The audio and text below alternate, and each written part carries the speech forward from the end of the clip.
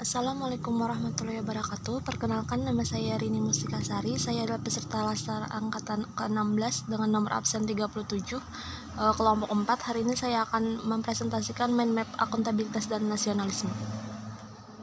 Pertama-tama saya tampilkan mind map akuntabilitas yang telah saya buat. Ada 4 cabang yang akan saya bahas. Yang pertama tentang konsep akuntabilitas, kemudian mekanisme akuntabilitas, terus akuntabilitas dalam konteks, dan terakhir menjadi PNS yang akuntabel. Pembahasan pertama yaitu mengenai konsep akuntabilitas. Dari definisi akuntabilitas dapat dipahami bahwa akuntabilitas merujuk pada kewajiban setiap individu, kelompok, atau institusi untuk memenuhi tanggung jawab yang menjadi amanahnya, yaitu menjamin terwujudnya nilai-nilai publik. Jadi dapat kita garis bawahi, dalam akuntabilitas ada poin yang sangat penting, yaitu kewajiban, tanggung jawab, dan bukti dari kewajiban yang telah kita laksanakan. Selanjutnya, untuk aspek-aspek akuntabilitas, yang pertama, akuntabilitas adalah sebuah hubungan, kemudian akuntabilitas membutuhkan laporan, kemudian berorientasi pada hasil, dan terakhir membutuhkan konsekuensi. Selanjutnya, untuk fungsi, ada fungsi sebagai peran demokratis, peran konstitusional, dan peran belajar. Selanjutnya, pembahasan terakhir tentang konsep akuntabilitas yaitu tingkatan akuntabilitas. Tingkatan dalam akuntabilitas digambarkan sebagai sebuah piramida dengan posisi paling atas yaitu akuntabilitas stakeholder, kemudian akuntabilitas organisasi, di bawahnya lagi ada akuntabilitas kelompok, kemudian akuntabilitas individu, dan sebagai pondasi yaitu akuntabilitas personal. Selanjutnya tentang mekanisme akuntabilitas. Yang pertama tentang dimensi akuntabilitas, yaitu akuntabilitas kejujuran dan hukum, akuntabilitas proses, akuntabilitas program, dan terakhir akuntabilitas kebijakan. Selanjutnya mekanisme akuntabilitas birokrasi Indonesia. Yang pertama yaitu perencanaan strategis, kontrak kinerja, kemudian laporan kinerja atau LAKIP. Selanjutnya, untuk menciptakan lingkungan kerja yang akuntabel dibutuhkan 9 poin penting. Yang pertama, kepemimpinan, kemudian integritas, keadilan, transparansi, tanggung jawab, kepercayaan, keseimbangan, kejelasan, dan konsisten. Kemudian 5 langkah dalam framework akuntabilitas. Yang pertama, harus tentukan tujuan dan tanggung jawab. Yang kedua, rencanakan apa yang dilakukan untuk mencapai tujuan. Kemudian lakukan implementasi monitoring kemajuan. Yang keempat, berikan laporan secara lengkap. Dan terakhir, berikan evaluasi dan masukan perbaikan. Di cabang yang ketiga dalam mind map akuntabilitas yang telah saya buat, yaitu tentang akuntabilitas dalam konteks, tentang akuntabilitas dalam sebuah organisasi. Yang pertama, transparansi dan akses informasi. Yang kedua, tentang praktek kecurangan dan perilaku korup. Kemudian yang ketiga, penggunaan sumber daya milik negara.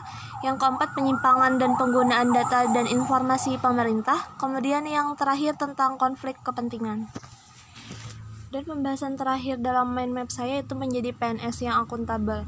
Apa itu PNS yang akuntabel? PNS yang akuntabel adalah PNS yang mampu mengambil pilihan yang tepat ketika terjadi konflik kepentingan, tidak terlibat dalam politik praktis, kemudian melayani warga secara adil dan konsisten dalam menjalankan tugas dan fungsinya. Lalu, sebagai PNS, apa sih yang harus kita lakukan agar kita menjadi PNS yang akuntabel? Yang pertama, perilaku berkaitan dengan transparansi dan akses informasi. Kemudian yang kedua, menghindari perilaku curang dan koruptif. Kemudian yang ketiga, perilaku terhadap sumber daya milik negara. Keempat, perilaku berkaitan dengan penyimpangan dan penggunaan data dan informasi pemerintah. Selanjutnya, perilaku berkaitan dengan konflik kepentingan. Dan terakhir, mengambil keputusan yang akuntabel. Saya lanjutkan dengan penjelasan tentang mind map nasionalisme. Dalam mind map nasionalisme yang telah saya buat, ada 5 pokok bahasan penting yang akan saya bahas. Yang pertama tentang definisi apa itu nasionalisme, selanjutnya prinsip-prinsip nasionalisme, nilai-nilai nasionalisme Pancasila bagi ASN, tentang wawasan kebangsaan, dan terakhir ASN sebagai pembuat dan pelaksana kebijakan publik. Kita tentu sering mendengar istilah nasionalisme. Namun perlu kita ketahui lebih lanjut apa itu nasionalisme. Secara definisi, nasionalisme yaitu suatu sikap politik dari masyarakat suatu bangsa yang mempunyai kesamaan kebudayaan dan wilayah, serta kesamaan cita-cita dan tujuan. Dengan demikian, masyarakat suatu bangsa tersebut merasakan adanya kesetiaan yang mendalam terhadap bangsa itu sendiri.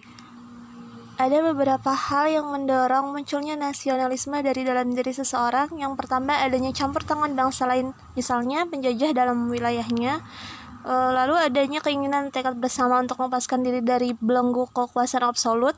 Dan terakhir adanya ikatan rasa senasib dan seperjuangan. Nasionalisme tentu memiliki prinsip-prinsip. Yang pertama, hasrat untuk mencapai kesatuan, kemudian hasrat untuk mencapai kemerdekaan, ketiga hasrat untuk mencapai keaslian, dan terakhir hasrat untuk mencapai kehormatan bangsa.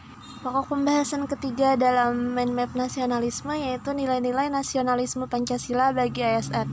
Nilai-nilai ini tertuang dalam 5 butir Pancasila yang secara singkat dapat diuraikan sebagai berikut. Yang pertama, untuk sila ke-1, ketuhanan yang Maha Esa, digambarkan sebagai bangsa yang agamis, yaitu sabar, berjiwa besar, jujur, dan integritas. Kemudian sila kedua, bangsa yang menghormati hak asasi manusia, seperti toleransi, tidak zalim, sopan santun, dan saling tolong-menolong.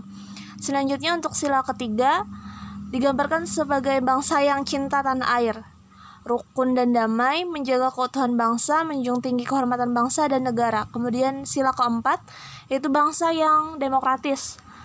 Apa itu bangsa demokratis? Yaitu yang mau mendengarkan pendapat orang lain, tolong-menolong, dan tidak anarkis. Dan yang terakhir untuk butir kelima, yaitu bangsa yang menjunjung tinggi kebersamaan. Untuk memiliki jiwa nasionalisme, maka kita harus juga memiliki wawasan kebangsaan. Apa itu wawasan kebangsaan? Yaitu sudut pandang atau cara memandang yang mengandung kemampuan seseorang untuk memahami keberadaan jati dirinya sebagai suatu bangsa, juga dalam memandang dirinya dan bertingkah laku sesuai dengan falsafah hidup bangsanya, baik dalam lingkungan internal maupun eksternal. Secara singkat, yaitu kita memiliki pengetahuan tentang bangsa kita sendiri sebelum kita memiliki nasionalisme. Untuk pokok pembahasan terakhir dan juga pokok pembahasan yang termasuk yang paling penting, yaitu ASN sebagai pembuat dan pelaksana kebijakan publik. Yang pertama, ASN sebagai pelaksana kebijakan publik. Ini tertuang dalam pasal 10 Undang-Undang Nomor 5 Tahun 2014, yaitu tentang aparatur sipil negara. Selanjutnya, ASN sebagai pelayan publik harus mempunyai jiwa profesional, melayani publik, dan berintegritas tinggi. Dan terakhir, peran ASN sebagai pemersatu bangsa yaitu memiliki jiwa nasionalisme dan wawasan kebangsaan yang kuat, memiliki kesadaran sebagai penjaga kedaulatan negara, menjadi perekat bangsa dan mengupayakan situasi damai di seluruh wilayah Indonesia dan menjaga keutuhan NKRI. Mungkin itu saja uraian singkat saya mengenai mind map tentang akuntabilitas dan nasionalisme. Semoga dengan memahami kedua materi penting tersebut kita bisa menjadi ASN yang mempunyai akuntabilitas dan jiwa nasionalisme yang tinggi. Terima kasih.